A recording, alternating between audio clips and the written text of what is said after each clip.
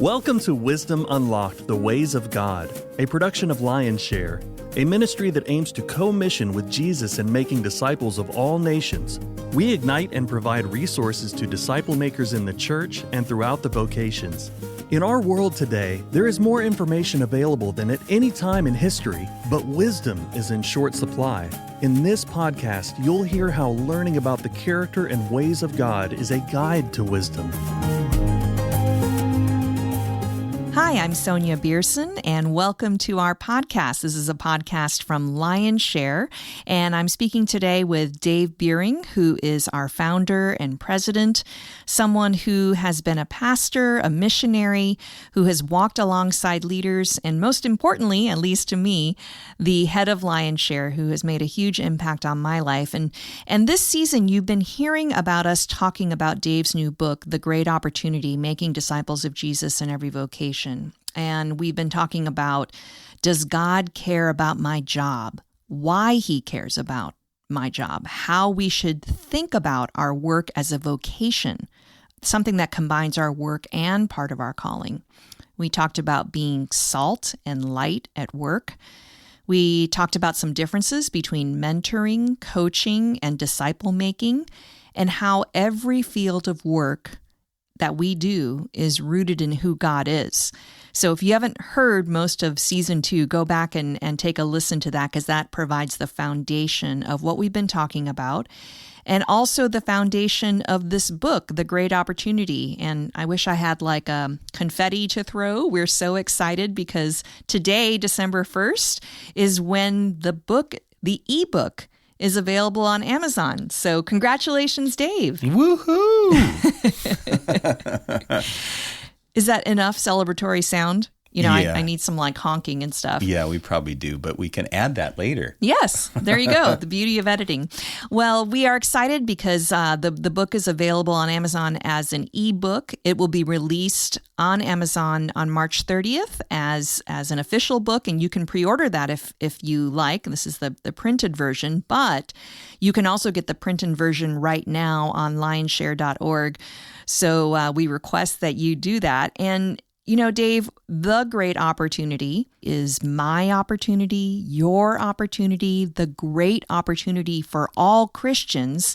It sounds so hopeful when a lot of people right now are not feeling hopeful. They're feeling frustrated. There's a lot of outrage. There's a lot of frustration and even anger.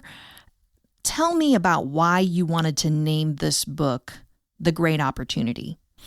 So a little phrase that's been humming in my head goes like this: when what God is doing in the world intersects with our obedience to Him, we have a great opportunity. And I think God has been up to a lot of things in the world, particularly over these last 12 months. If you just stop and think about a year ago at this time, what was going on in your world versus what has gone on in your world in the last 12 months, it's been rough. I don't know anybody that I've spoken to that just said 2020 will be noted as my best year ever.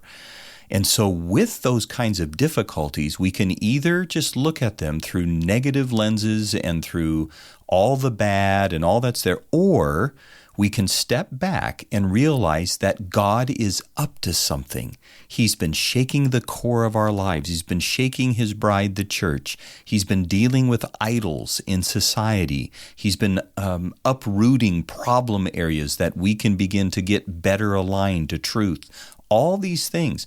Well, one of the things we need to realize, and why we called it The Great Opportunity, which, by the way, was an idea that came out of our Lionshare team and board together that Morgan James, our publisher, agreed with, loved the title. But the reason it's The Great Opportunity is because it's this window of time we have as followers of Jesus to be more deliberate about influencing people within our vocations to reflect God. Now, I'm not talking about people that don't know the Lord, but people that you know who love Jesus, who serve in your vocation, maybe not in your same local job expression of your vocation, but they work in that same field. Have you ever looked to see how their journeys with Jesus are doing? Because you see, we all have this opportunity to come alongside and grow people in the Lord. And as you grow them in the Lord, you can help them look at their vocation through the lens of calling, that this isn't accidental, that they've been wired, gifted, skilled, developed to be able to be really good at what they do. But look, if you're really good at what you do, but you have a really bad attitude, it doesn't get too far, does it? Or if you're exceptionally skilled, but you are horrible at relating well to people, you need to be discipled in how to be a good relator so that you can take things further down the road. So for me, Sonia, with all that's going on, I've dealt with sadness with walking with people in this season of time and all the different challenges we've had. But I got to tell you, I feel like we have a window that's a very unique opportunity in time right now that we need to take advantage to be more deliberate in our disciple making, particularly in our vocations. I think this is a nice combination, or maybe, it's a next step from Thanksgiving. We just went through Thanksgiving, and November is always a great time to think about what we're thankful for, but it is a paradigm shift. So many things have been said about the year 2020. We can talk about all the things that went wrong, all the things that we've had to grieve, all the things that we missed out on, all the things we couldn't do, and the struggle of juggling so many things, particularly if you have kids at home who are doing distance learning, not being able to take part in the life and community of your church. The list goes on and on. Yeah. The polarization and the frustration of politics and not feeling like any of that is resolved.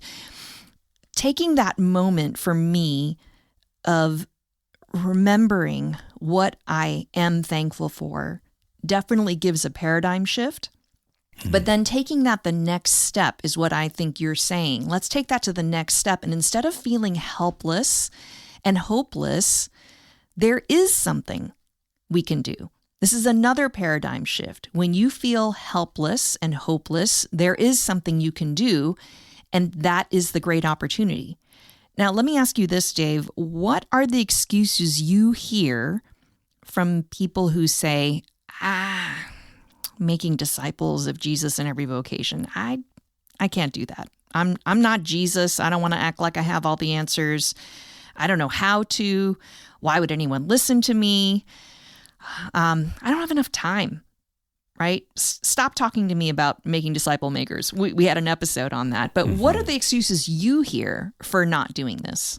Yeah. I hear things like time, and I get that. I wrestle with that too, and I'm trying to continue to manage my time really well and base it out of kingdom values. See, that's one of the things I think we can miss is we just let time really be the overlord of our lives rather than being able to say, hey, time's here to serve me, and so what am I going to do with it? Like, for example, and again, in the things that Sonia and I are sharing, we're just sharing heart and we're just sharing ideas and thoughts. We don't want anybody to feel condemned or I didn't do it or I screwed up. That's not the spirit of this at all. It's just to sow some seeds of what you can do moving forward. Okay, so just let go what you did or didn't do in the past, but moving forward. But for example, one of the opportunities that many parents had during this pandemic is to spend more time with their kids. And so was that viewed initially as, oh my gosh, I just don't have time. How am I going to, or was there a pause in realizing, okay, Lord, thank you that you're giving me more time. And I know it's not going to be a forever. So what can I invest of the things of God in them during this time? Because this window is going to lift at some point. But did you take advantage of the opportunity? And if you didn't, up to this point, let it go. But say, what can I do between now and when things maybe return to, quote, normal? All right. I hear excuses not only of time, but I hear excuses of, like you just said, well, I don't know what to do. There's a great organization I know. It's called Lionshare. We can help you learn how to do this. And it's not meant to be hard. You might say, well, isn't that job for a pastor, somebody that's more spiritually qualified? Look, all you got to do is be a step ahead to be a disciple maker. Okay? So think about it. The disciples of Jesus who spent 3 years with him, they had never discipled before, but they were one step ahead. And so when they all of a sudden had new people coming to Jesus, Jesus encouraged them, go for it, make disciples. And I want to encourage you to do the same. That's another excuse that we have, is I don't have the time. I don't know what to do. And if you don't have all the answers, can I just say this to you? Join the club. Neither do I. And sometimes when someone asks me something, I will just say, you know what? I don't really know. But I promise you, between now and we're together next time, I will think about that. I'll do some homework on it. I'll get some counsel on it. I'll pray about it. I'll have something for you then. So don't let that take you out. All right? If you love Jesus and you're willing to obey what it means to be not only a disciple, but to become a disciple maker, He will empower you. He will equip you. And there's organizations like Lionshare around that can give you a hand.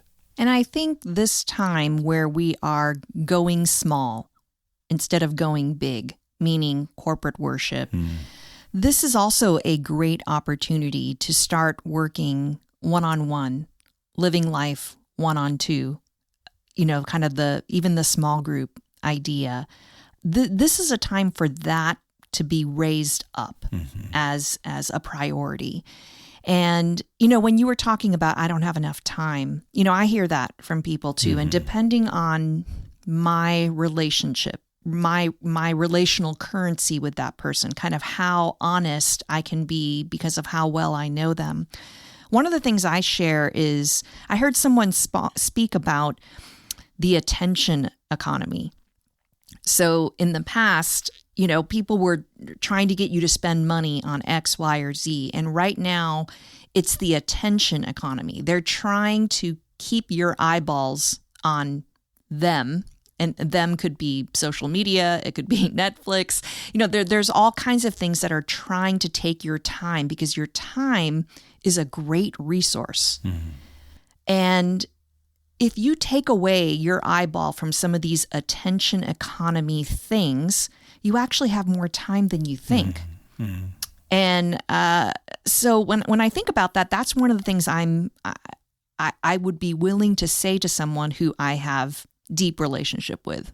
If I don't, then I feel like they would take it wrongly, that there would be judgment or condemnation in that. But I just wanted to throw that out there because I think busyness is an easy out for us.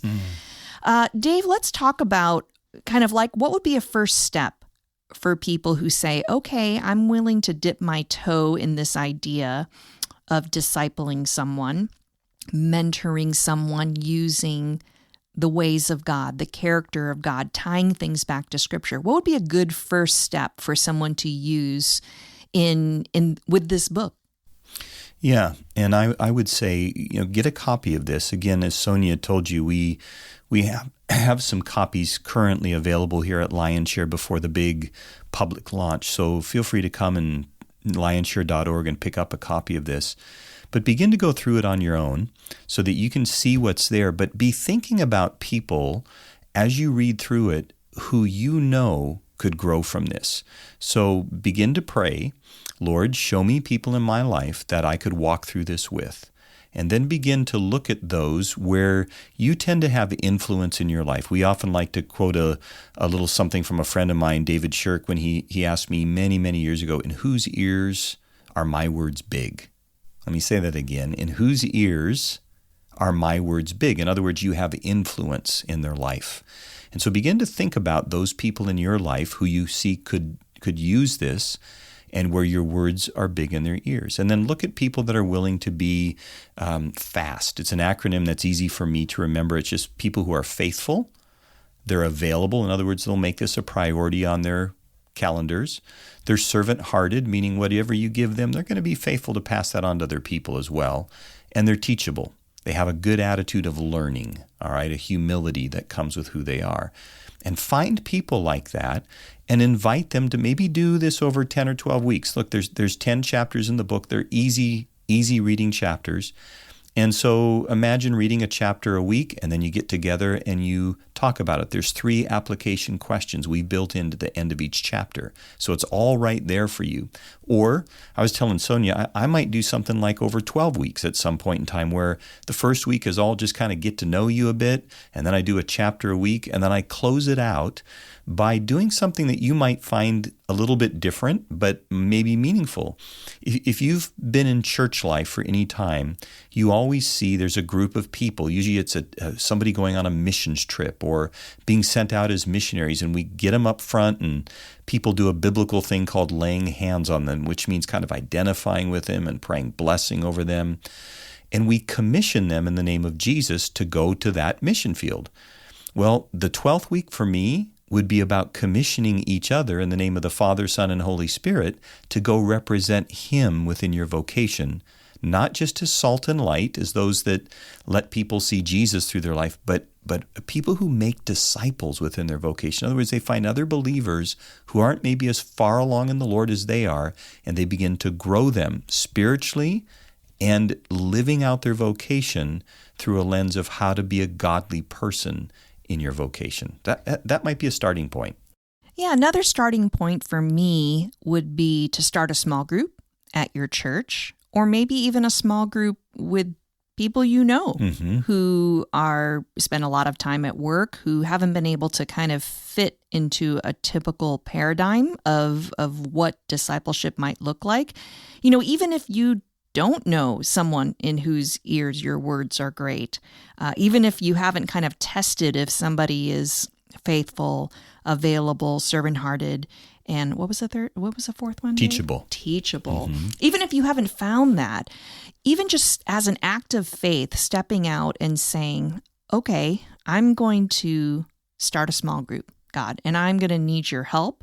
I want you to bring the right people. I want you to be the one who facilitates this, and I'm just the vessel for doing that. I cannot think of a pastor, and Dave, you've been a pastor for decades. I can't think of a pastor who would say, no, I don't think you should start a small group about discipleship. I don't think you should start a small group about why God cares about your job. Like, no, we got enough small group leaders. I can't think of a church where somebody said, yeah, we have enough small group leaders. We don't need anybody to lead a small group. One paradigm we've talked about is having an online book club.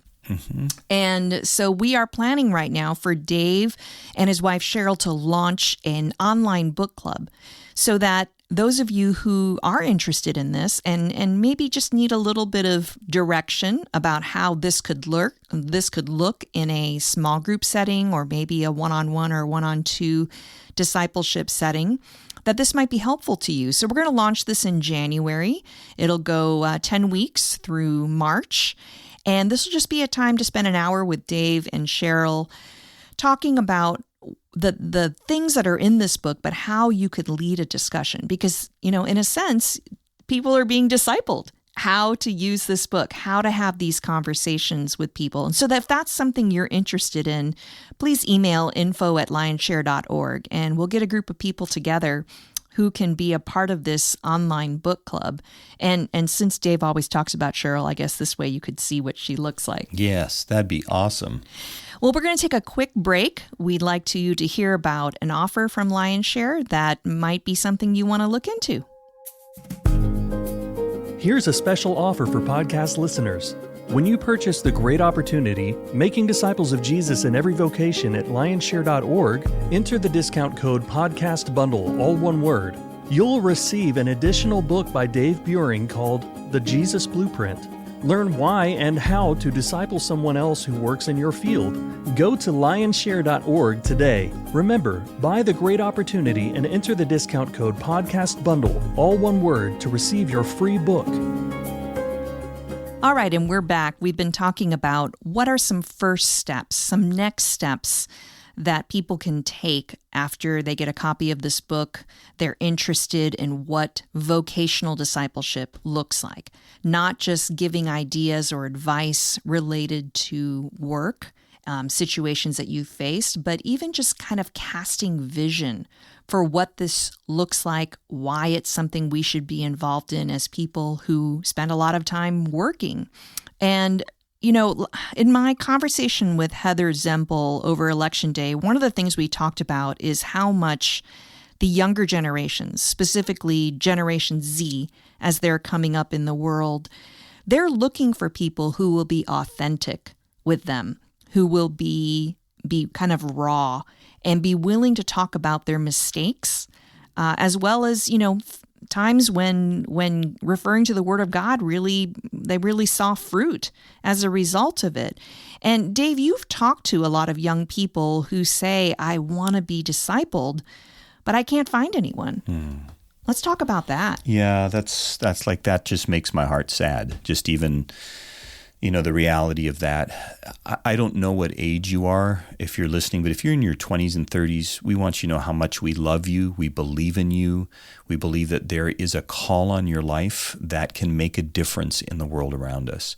If you are more in, say, your 40s, your mid to late 40s, and you're getting into your 50s, 60s, like I'm 61 right now as we're recording this, it's like, and in your 70s and 80s, like, until you go to heaven, let me just put it that way, we should be diligent to do what Jesus asked us to do, and that was make disciples. And in our language today, we say disciple makers.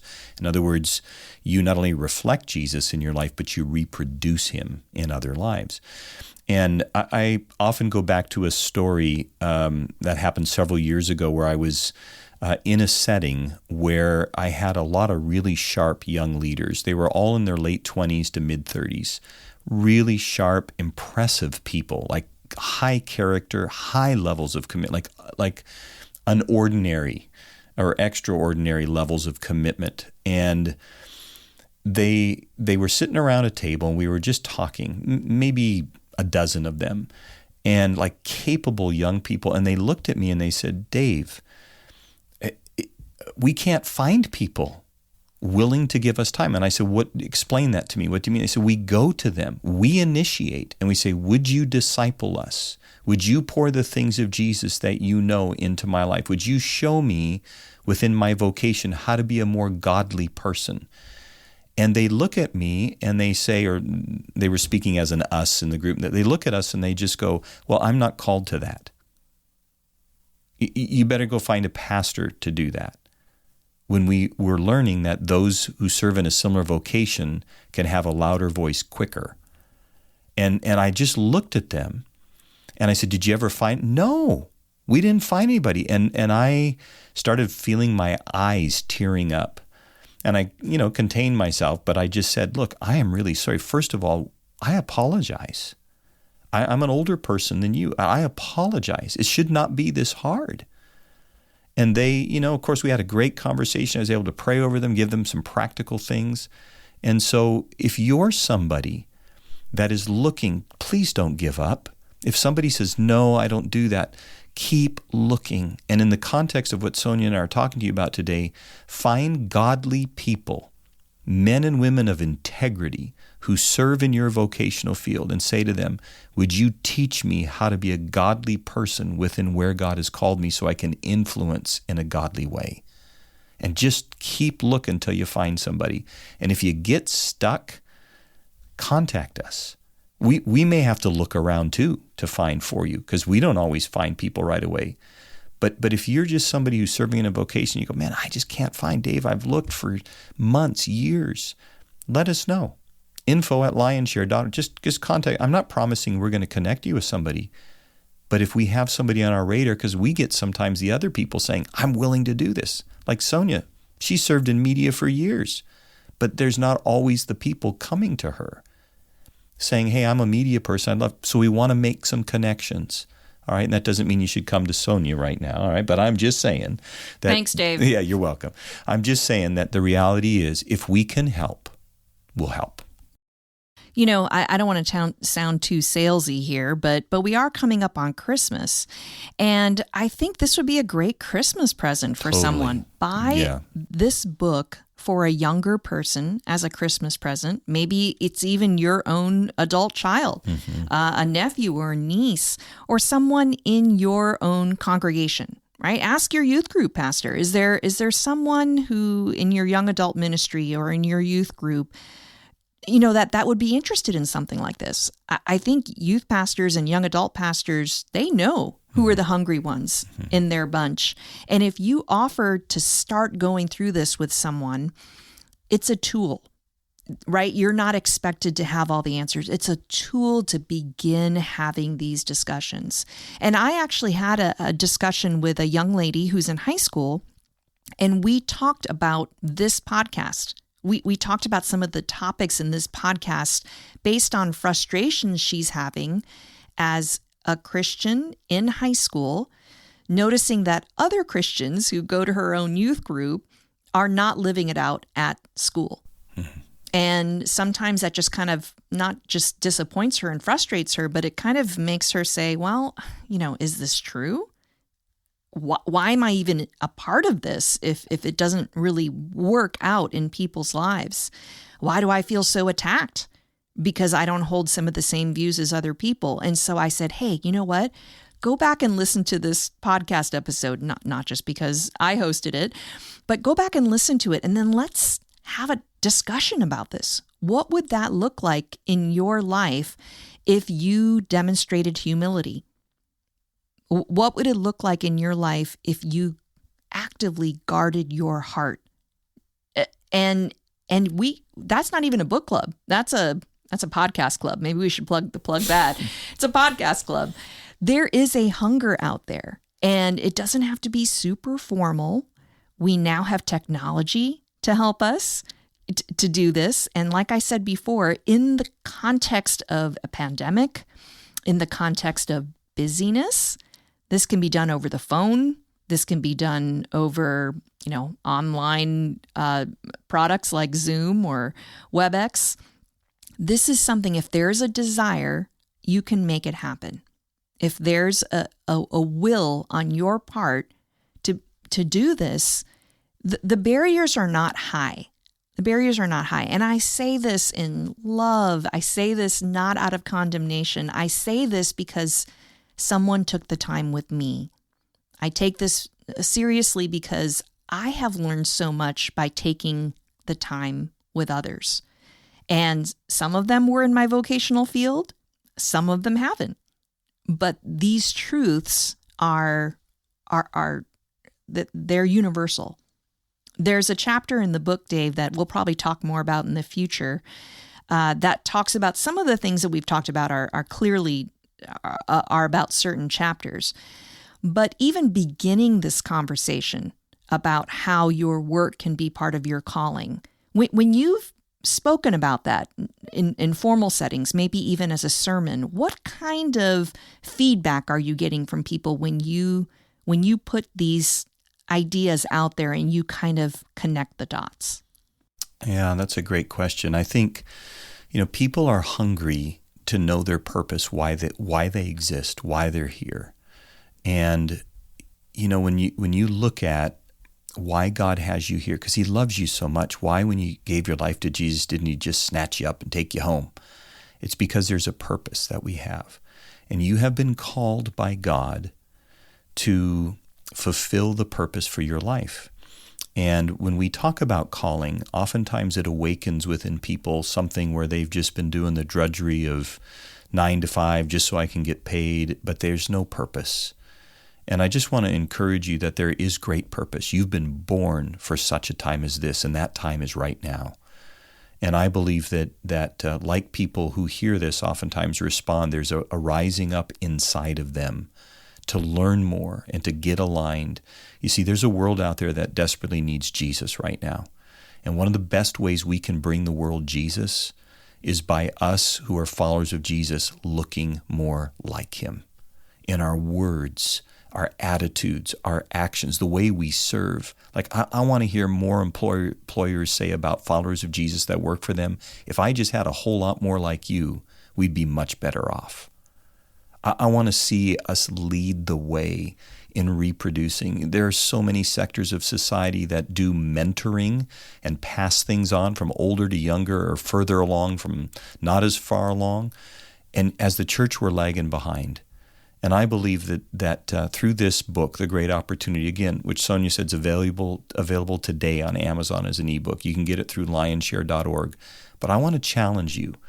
Don't just let this year end without you knowing a way going into 2021 that you can make a real difference in your relationships and in your vocation. The world can look better.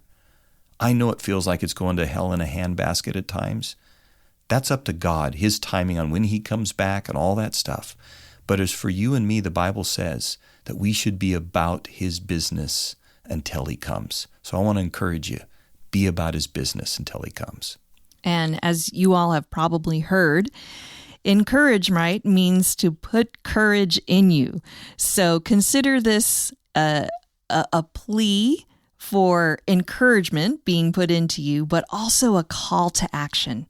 A call to action. We've been using this season to talk to you about why these things matter, to encourage you to really think about these things. Now we are encouraging you to take that first step. And obviously you need to do this prayerfully and make sure that you have the grace to do it. That's something that Dave often says to me is when you're praying, when you're trying to make a decision, make sure you have the grace to do it. And God will grant you that grace. Well, thank you all for listening. Thanks, Dave, for sharing your heart. I think you all can hear in our voices, this is something we're passionate about. That's the reason that Lion Share exists, is to encourage discipleship. And especially right now, what we're focusing on is discipling people in your vocation, to see your work as more than just a job.